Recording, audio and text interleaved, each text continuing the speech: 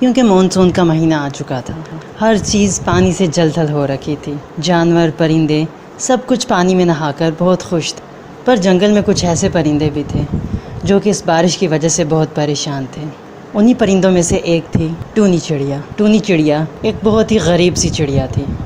وہ اپنی موسی رجو کبوتری کے ساتھ ایک چھوٹے سے گھر میں رہتی تھی۔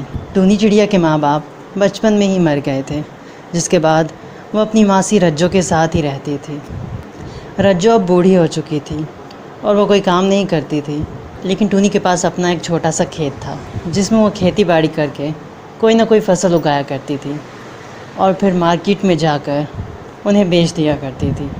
پر اس بار وہ کوئی فصل نہ اگا سکی تھی کیونکہ اس بار بارشیں بہت تیز تھیں اور ان بارشوں میں فصل اگانا بالکل ناممکن تھا۔ ٹونی اب بہت پریشان تھی۔ اسی طرح ایک دن زوردار بارش ہو رہی تھی۔ ٹونی نے اپنی موسی رجو کبوتری سے کہا، پتہ نہیں یہ بارشیں کب ختم ہوں گی رجو موسی، اتنے دنوں سے بارشیں ہو رہی ہیں لیکن تھمنے کا نام ہی نہیں لے رہی۔ دوسرے پرندے تو اس بارش سے لطف اندوز ہو رہے ہوں گے، اور دیکھیں نا، ایک ہم ہیں کہ جن کے لیے یہ بارش کسی عذاب سے کم نہیں۔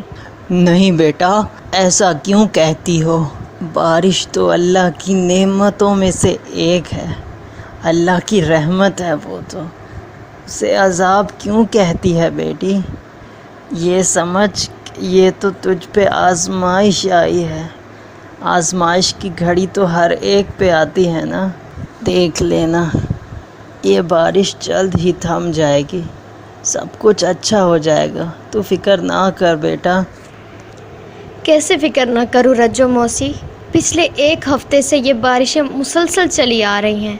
گھر میں جو اناج تھا وہ بھی ختم ہو گیا ہے۔ کھیتوں میں جو بیج بوئے تھے انہیں یہ بارش کا پانی بہا کر لے گیا۔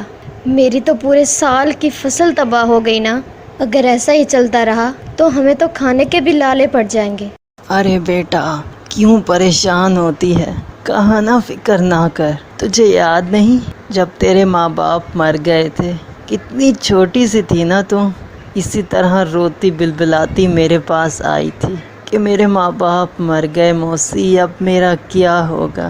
دیکھنا، اللہ نے مجھے وسیلہ بنا کر بھیج دیا تھا۔ جیسے تیسے میں نے تیری پرورش کی، ان برے حالات میں تجھے پال پوس کر بڑا کیا۔ اگر اس وقت میں ہمت چھوڑ دیتی تو کیا ہوتا ہم لوگوں کا بیٹا؟ اصل بات تو یہی ہے کہ ہمیں ہمت نہیں چھوڑنی چاہیے۔ اگر کوئی ایک راستہ بند ہو گیا ہے تو کوئی دوسرا بھی تو کھلا ہوتا ہے۔ ہمیں چاہیے کہ ہر وقت خود کو تیار رکھیں۔ اگر ایک کام ختم ہو گیا ہے تو کوئی اور کام شروع کر لے بیٹا۔ کیا کروں رجو موسی؟ مجھے بس ایک ہی کام آتا تھا، اس کھیتی کے علاوہ مجھے اور کچھ نہیں آتا، پر اس بارش میں تو کھیتی کرنا ناممکن ہے۔ بارش؟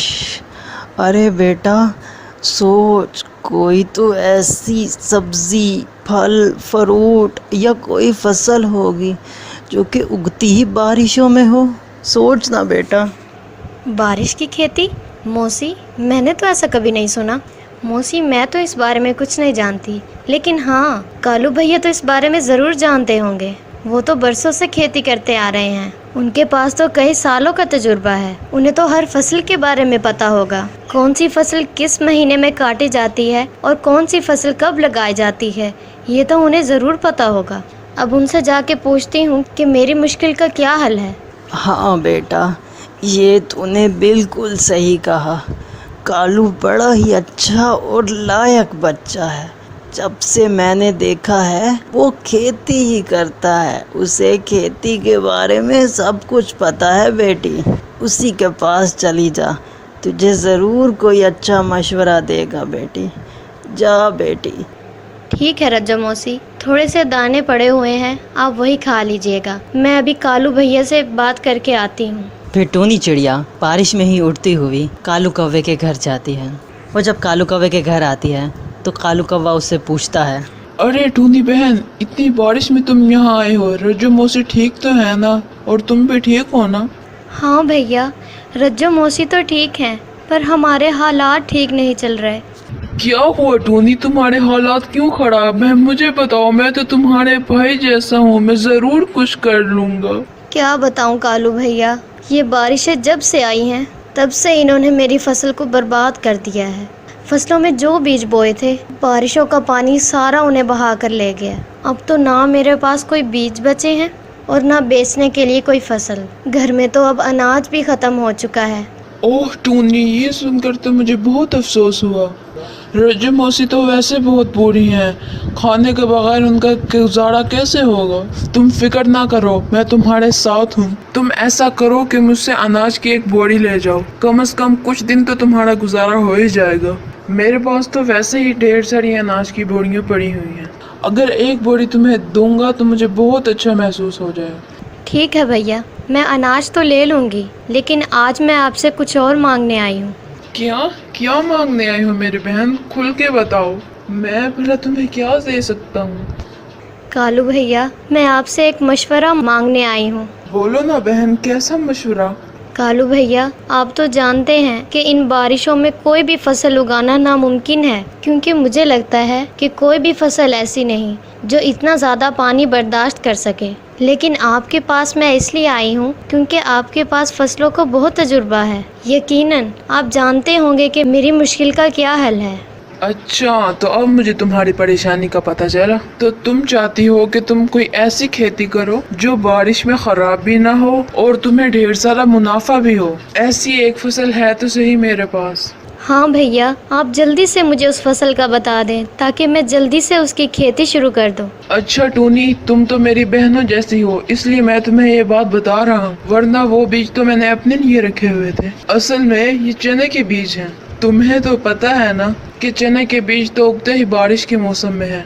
बारिश का जितना पानी उन्हें लगेगा, तुम्हारी फसल उतनी ही अच्छी आएगी। हाँ, पर एक बात मैं तुम्हें बता दूं, चने जो होते हैं उन्हें मिट्टी के साथ साथ रेत की भी बहुत जरूरत होती है। मैं जानता हूँ कि तुम्हारे खेत में रेत नहीं होगी, इसलिए मैं तुम्हें रेत की भी एक बोरी दूंगा। हाँ, अब मैं तुम्हें अनाज, रेत और बीज की बोरी दे रहा हूँ। इन अनाज से कुछ दिन तुम गुजारा कर लेना और इन बीज और रेत से चने की फसल उगा लेना। जितनी बारिश होगी उतना ही तुम्हें मुनाफा होगा, और जब तक तुम्हारी फसल पक के तैयार नहीं हो जाती तब तक तुम इस अनाज से गुजारा कर लेना।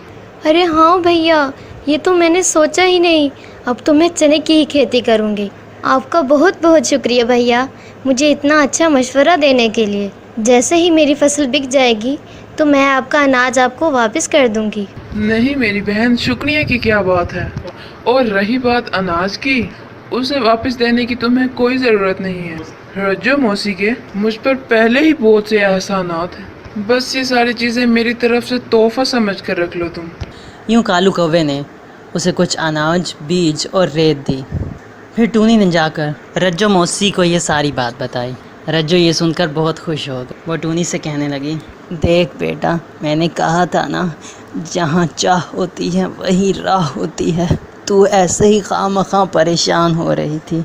अभी देखना, हम बारिश के मौसम में चने की खेती करेंगे और देख कैसे हमारी ये फसल उगती है मेरी बेटी।